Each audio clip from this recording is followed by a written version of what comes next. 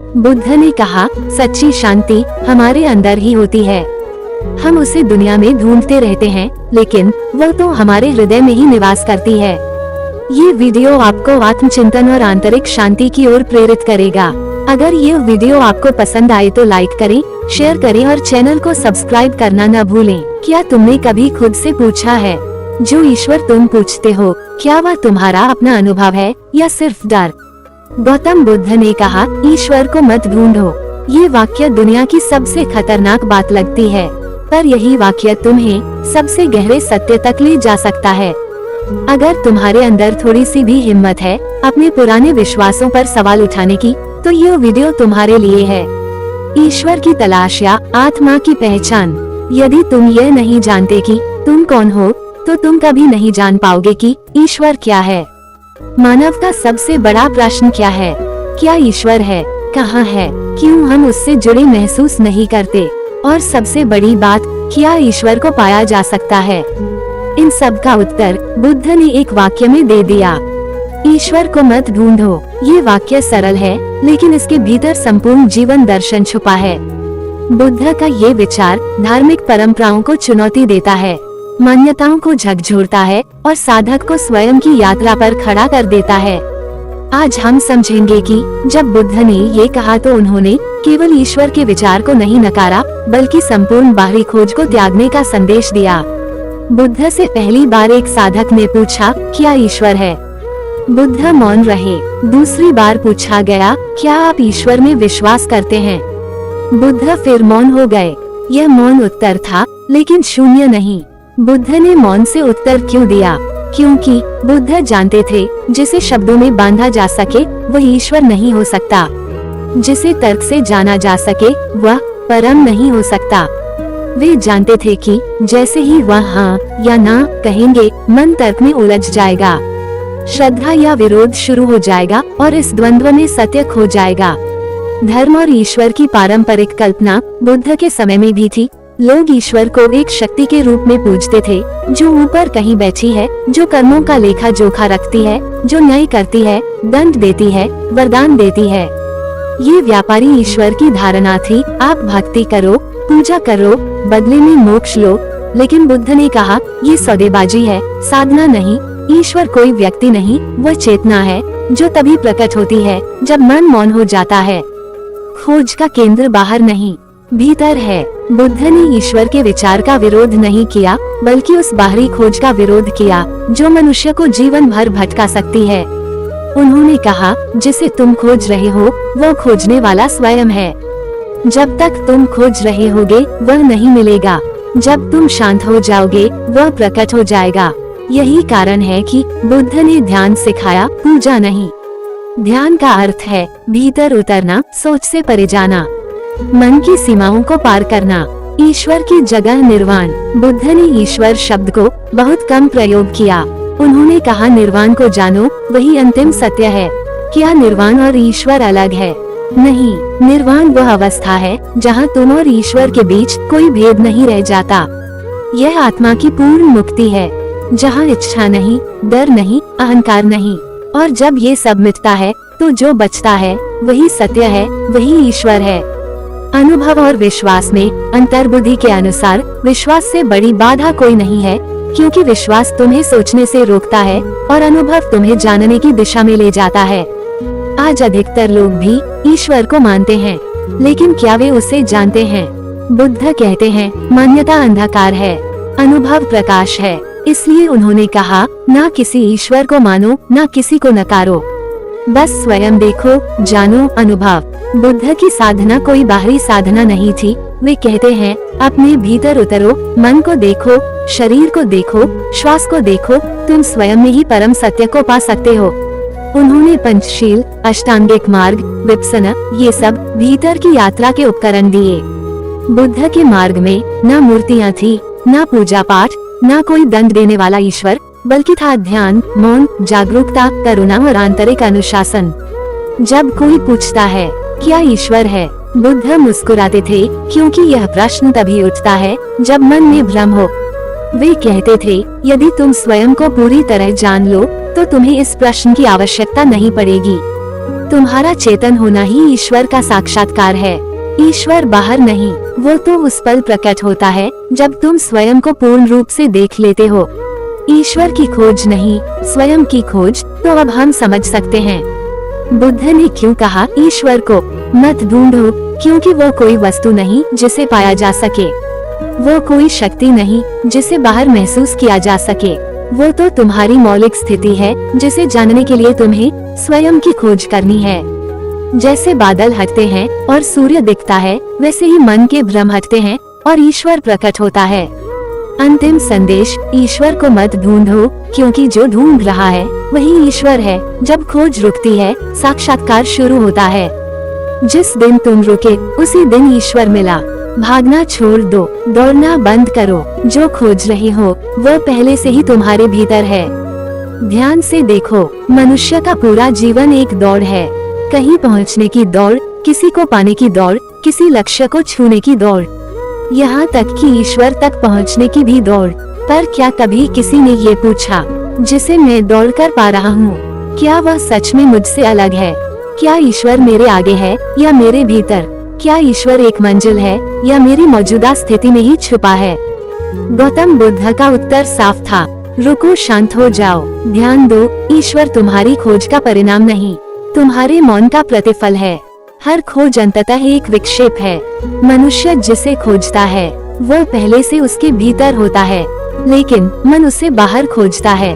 बुद्ध ने कहा, जब तक तुम कुछ भी खोज रहे हो, चाहे वह ईश्वर हो, शांति हो या मोक्ष, तब तक तुम व्याकुल हो और व्याकुलता में तुम ईश्वर को कभी नहीं देख सकते। उन्होंने बार बार कहा, ईश्वर को ढूंढने की प्रक्रिया ही तुम्हें उससे दूर करती है। ये कितना विरोधाभासी लगता है ना? लेकिन सोचो, जब तुम बहुत कुछ पाने की चाह में होते हो, क्या तुम शांत होते हो? नहीं, तुम्हारे भीतर एक हलचल होती है और यही हलचल तुम्हें ईश्वर से काट देती है। मौन ही ईश्वर का प्रवेश द्वार है। बुद्ध के सारे प्रवचन इस एक बात पर टिके हैं, मौन में प्रवेश करो। ईश्वर को शब्दों से नहीं पाया जा सकता, ना किसी दर्शन शास्त्र से, ना किसी वेद या उपनिषद से। बुद्ध कहते हैं, जैसे जल शांत हो तो उसमें आकाश झलकता है, वैसे ही जब मन शांत हो तो उसमें सत्य झलकता है। ईश्वर कोई बाहरी सत्ता नहीं, वह एक झलक है, एक अनुभव है जो तब होता है जब तुम कुछ भी पाने की इच्छा छोड़ देते हो। क्यों मनुष्य दौड़ता है? तुम्हारे भीतर जो शून्यता है उससे बचने के लिए ही तुम दौड़ते हो। कोई प्रेम के लिए भागता है, कोई धन के लिए, कोई पूजा पाठ और कोई ईश्वर की तलाश के लिए। लेकिन बुद्ध ने इस शून्यता को ही स्वीकार किया। कहा, इस खालीपन से डरो मत, यही तो तुम्हारी प्रकृति है। तुम्हारी आत्मा कोई वस्तु नहीं है, वह तो मौन की अवस्था है। इसलिए जब तुम सब कुछ छोड़कर इस मौन में ठहर जाते हो, तब तुम पहली बार ईश्वर का अनुभव करते हो। बुद्ध ने कभी ईश्वर को खोजना नहीं सिखाया। उन्होंने कहा, स्वयं को देखो, क्योंकि अगर तुम खुद को पूरी तरह जान लो तो तुम पाओगे कि तुम ही ब्रह्म हो, तुम ही चेतना हो और वही तुम्हारा ईश्वर है। ईश्वर कोई दूसरा नहीं, वह तुम्हारे अहंकार की परतों के पीछे छुपा है। जब तुम मैं हूँ के भाव से मुक्त होते हो, तब तुम देखते हो कि जो है वही पर्याप्त है। एक बार एक साधक ने आकर बुद्ध से पूछा, मैं पिछले 11 वर्षों से तप कर रहा हूँ, ध्यान कर रहा हूँ, लेकिन मुझे ईश्वर का अनुभव नहीं हुआ। बुद्ध मुस्कुराए और बोले, तुम ध्यान कर रहे हो या प्रतीक्षा कर रहे हो? साधक चौंका और बोला, क्या फर्क है? बुद्ध ने उत्तर दिया, ध्यान में कोई अपेक्षा नहीं होती, ध्यान तो बस होना है। जब तुम परिणाम की प्रतीक्षा करते हो तब तुम ध्यान नहीं कर रहे, तुम सौदा कर रहे हो, और जब ध्यान सौदा बन जाता है तब ईश्वर नहीं आता। ईश्वर तब आता है जब तुम केवल मौन हो, बिना अपेक्षा, बिना मांग, बस हो। बाहरी मार्ग नहीं, आंतरिक यात्रा। बुद्ध ने अपने साधकों को कभी यह नहीं कहा कि किसी भगवान के नाम का जाप करो या किसी देवता की शरण में जाओ। उन्होंने कहा, आत्मदीपो भाव, यानी स्वयं अपना दीपक बनाओ। इसका अर्थ है ईश्वर को ढूंढने की बजाय अपने भीतर के अंधकार को समझो, अपने अंदर की इच्छाओं को देखो, अपने मन के द्वंद्व को शांत करो। ईश्वर कोई द्वार नहीं खोलता, तुम्हारा मौन ही उसका स्वागत करता है। जब खोज रुकती है वही मोक्ष है। जब बुद्ध को ज्ञान हुआ तब उन्होंने किसी देवता का नाम नहीं लिया, किसी स्वर्ग की कल्पना नहीं की। उन्होंने बस कहा, अब मेरे भीतर कुछ भी नहीं बचा, कोई चाह नहीं, कोई मैं नहीं, यही निर्वाण है और यही सच्चा ईश्वर अनुभव है।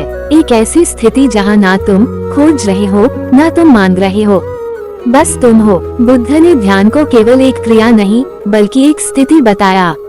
ध्यान का अर्थ है बिना उद्देश्य के बैठ जाना, बिना मांग के मौन हो जाना, बिना सोचे जो है उसे देखना, और ये देखना ही तुम्हें उस जो है की अनुभूति कराता है जो तुम्हारे भीतर अनादि काल से मौजूद है।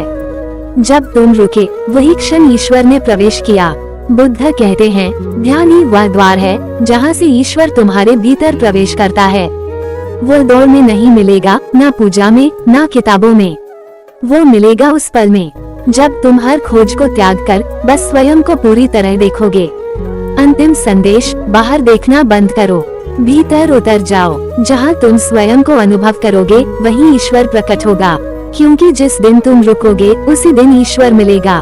बुद्ध का मौन उत्तर, तुम ईश्वर को नहीं जान सकते जब तक तुम स्वयं को नहीं जानते, और जब तुम स्वयं को जान लोगे तो तुम्हें किसी ईश्वर की जरूरत नहीं पड़ेगी। बुद्ध के समय में अनेक पंथ थे, हर कोई ईश्वर को अलग अलग रूप में पूज रहा था। कोई ब्रह्मा को, कोई विष्णु को, कोई शिव को, कोई अग्नि या इंद्र को। हर कोई अपने ईश्वर को अंतिम सत्य मान रहा था, और बुद्ध ने कहा मैं किसी ईश्वर को नहीं जानता, मैं केवल ये जानता हूँ, मैं केवल ये जानता हूँ। और यही बिंदु सबसे गहरा है, ईश्वर के स्थान पर बोध को केंद्र में रखना।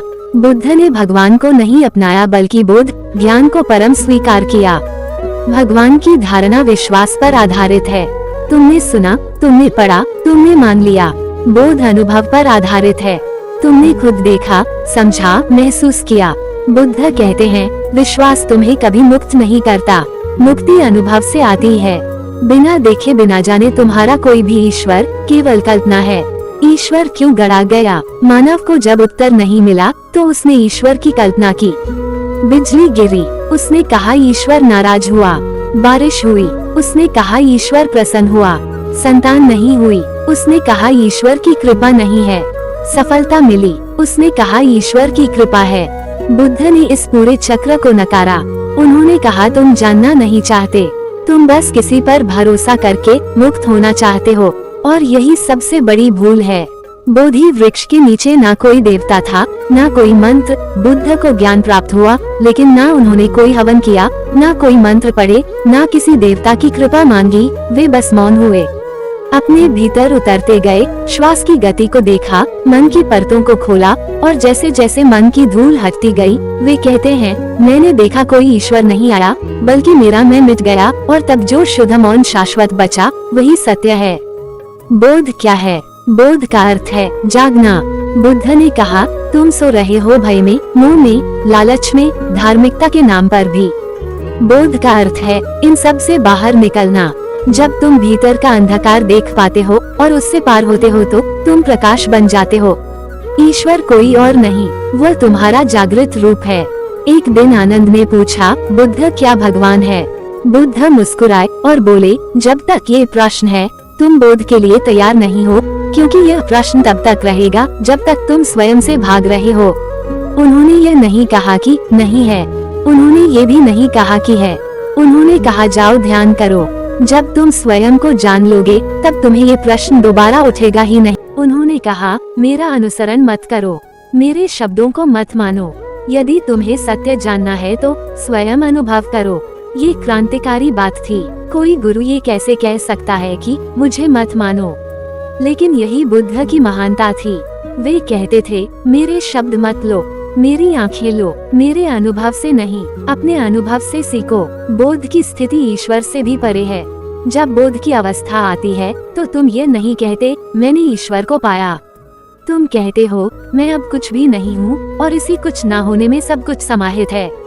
बुद्ध ने उस अवस्था को निर्वाण कहा, जहाँ ना कोई पूजा है, ना कोई नाम है, ना कोई पहचान है, ना कोई द्वैत है, वहाँ केवल शुद्ध होना है, और यही ईश्वरत्व है।